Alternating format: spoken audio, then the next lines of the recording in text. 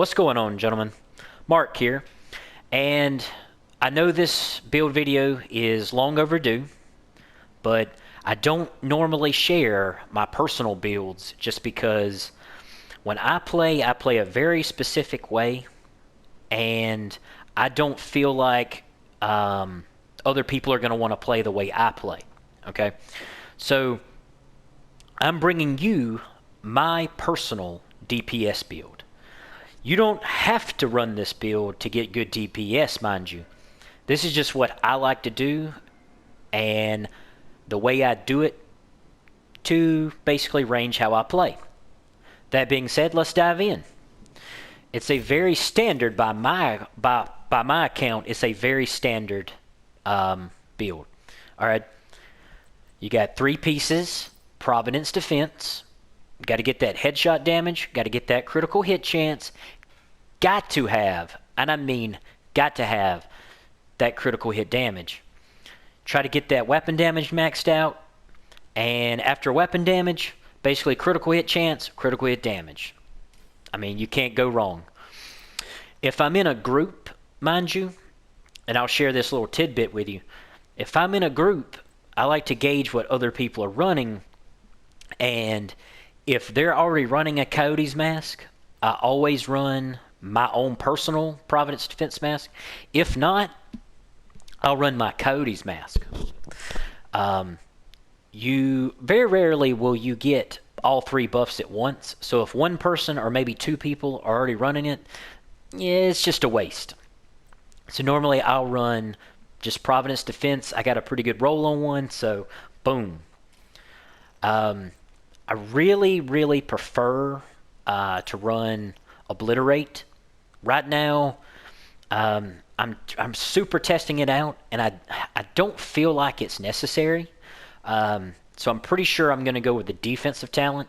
So just wipe that talent off right now, guys. It's probably going to change, so it's whatever. A really good talent to use, though, if you're having any type of misgivings about it, is Overwatch, because giving your teammates 12% extra damage and skill damage and weapon damage is always nice. And being in cover for 10 seconds, considering chances are you're going to live in cover, seeing as how this sandbox is super heavy on NPC damage and super light on player defense. That's a good little tidbit to have right there. Moving right along. Probably the crux to the build, though, is getting this one piece right here. It took me forever to get a decent one, but that is the Grupo Sombra holster. Alright, weapon damage, critical hit chance, critical hit damage. Alright, the big thing, and I don't know why they did this either, but having the big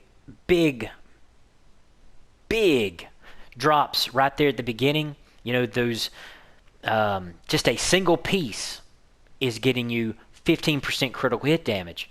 I mean, guys, that's huge. I mean, that is really big. Okay, so if you come up the Providence Defense, you don't get critical hit damage till the very end, and it's 15%. So you're getting 30% critical hit damage just by putting the gear on. Nothing else. Now, your weapons, if you want to run what I'm running, perfect. If not, this build can basically run anything. Alright, anything. I like my MG5, fast firing. It's not super level. You got to have a little handling with it, it can be all over the place if you don't know what you're doing with it. But if you've got a decently rolled MG5, cool. The big thing you're looking for, if you are going to run the MG5, critical hit chance and fast hands. All right. No matter what other videos have shown you with these infinite damage builds or whatever, when you start reloading and it takes you, 5 seconds to reload and you have somebody rushing you and shooting at you, there's a good chance you're going to die. All right. Critical hit chance, getting that bonus reload speed turns him into like James Bond of reloading freaking LMGs. I mean, it's just boom, boom, boom, boom, boom. Next up, I usually run my Baker's Dozen 9 times out of 10 just because it is like the screwdriver for right now. Basically, it's like the Swiss Army knife of weapons right now.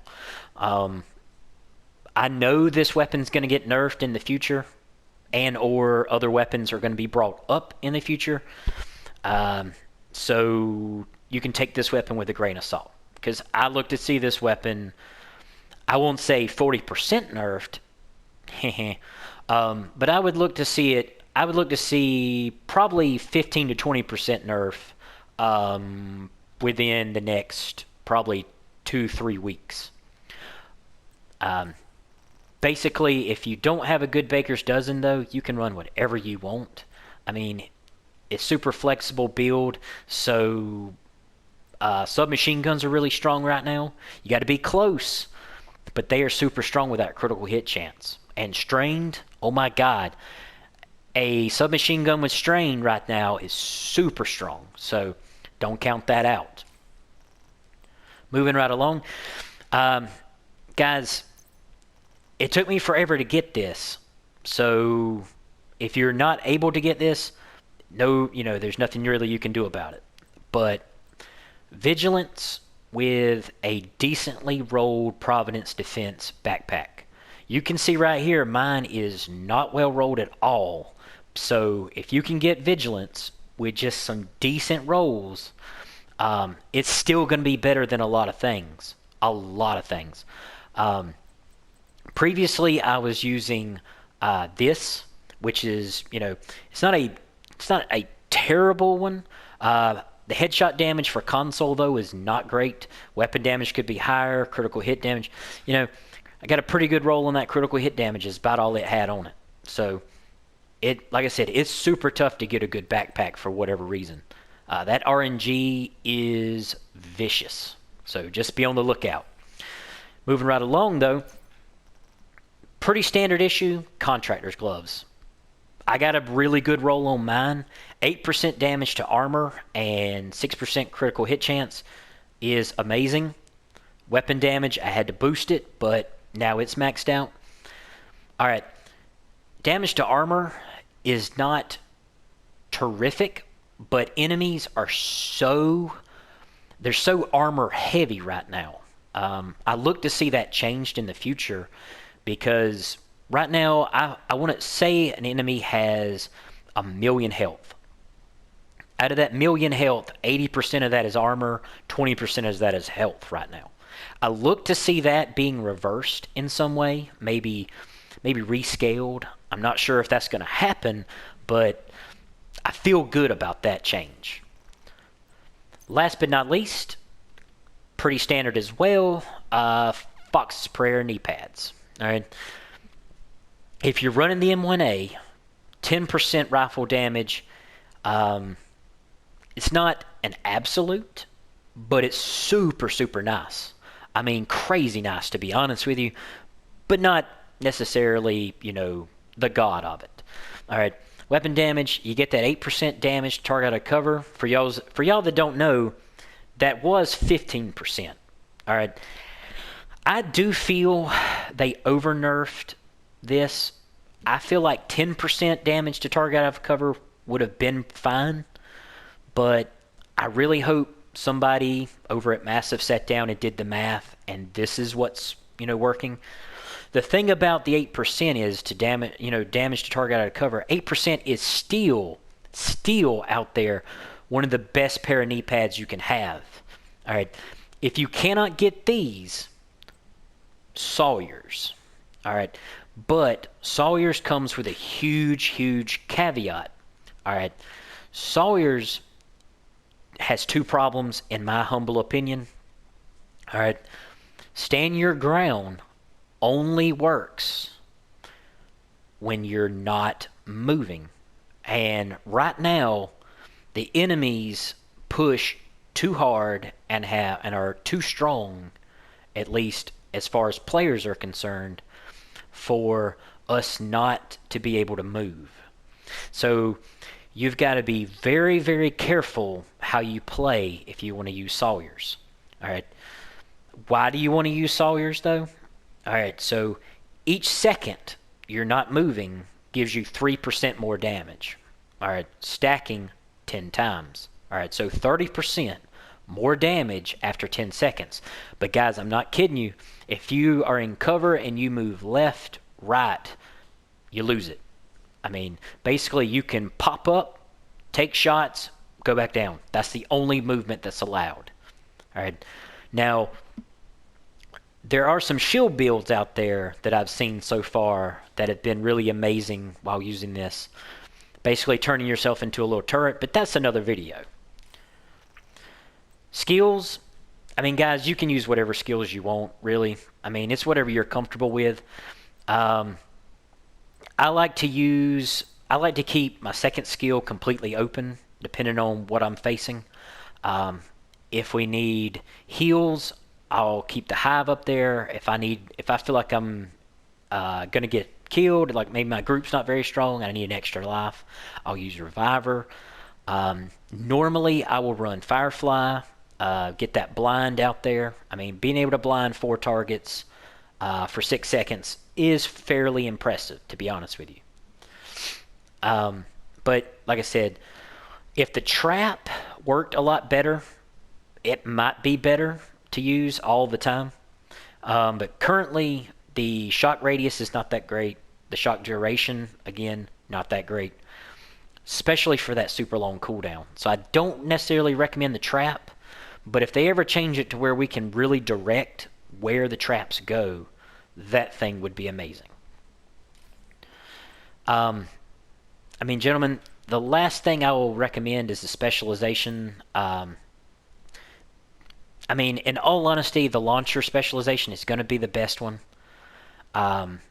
Currently, I feel it is the best specialization out there, considering the enemy does an incredible amount of explosive damage, and you're able, basically, you get a free life as far as explosive damage goes, that removes 1 explosion every minute just by having this specialization. There's nothing you have to do. It's working in the background. Instead of it killing you, it just drops that shield. All right. So basically, that's like giving yourself a free life. If you're running the Reviver, I mean, that's like having 2 free lives. That being said, you also get 5% damage to target out of cover, and your teammates get the 5%. So that being said, that makes that very, very strong. My next option would definitely be the Minigun. The only thing, though, I will tell you about the Minigun is that when you whip this thing out, be ready to mow some targets down and get your butt back into cover.